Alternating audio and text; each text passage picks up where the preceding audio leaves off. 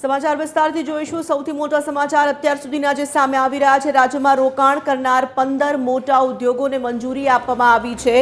મહત્વના આ સમાચાર ઉદ્યોગ મંત્રી દ્વારા આ મંજૂરી આપવામાં આવી। બળવંતસિંહ રાજપૂતે મંજૂરી આપી છે। 15 નવા ઉદ્યોગો રાજ્યમાં 1000 કરોડથી વધુનું મૂડી રોકાણ કરશે।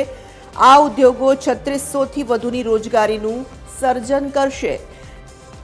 ઇન્ટેન્સિવ ટુ ઇન્ડસ્ટ્રીઝ યોજના હેઠળ મંજૂરી આપવામાં આવી છે।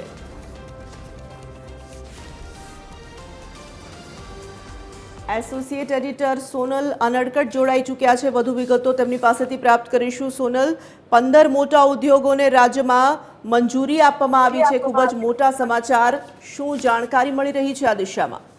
શ્રી સુરલ, ઉદ્યોગ મંત્રી બલવંતસિંહ રાજપૂત તરફથી 15 નવા ઉદ્યોગને મંજૂરી આપવામાં આવી છે, જેનું જે મૂડી રોકાણ છે તે 1000 કરોડ કરતાં પણ વધુનું થવા જઈ રહ્યું છે અને તેનાથી જે રોજગારીનું સર્જન થશે તે 3600થી વધુ લોકોને રોજગારી પૂરી પાડશે તેવો હાલ અંદાજ મૂકવામાં આવી રહ્યો છે।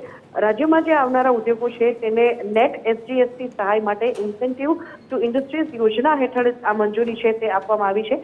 આ યોજના અંતર્ગતની જો વાત કરીએ તો અત્યાર સુધીમાં રાજ્યમાં 1,48,000 કરોડ કરતાં પણ વધુનું મૂડી રોકાણ થઈ ચૂક્યું છે અને 1.65 લાખ કરતાં પણ વધુ સીધી રોજગારીનું સર્જન આ યોજના અંતર્ગત થયું છે અને વધુ 15 નવા ઉદ્યોગોને મંજૂરી આપવામાં આવી છે, જેનાથી 1000 કરોડ કરતાં વધુનું મૂડી રોકાણ ગુજરાતને મળશે।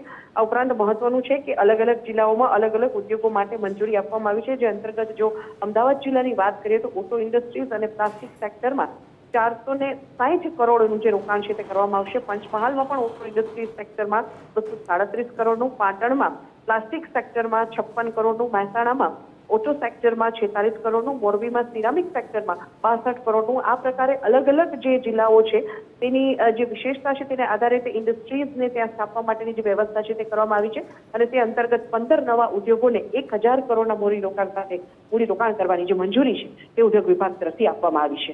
જી, ધન્યવાદ।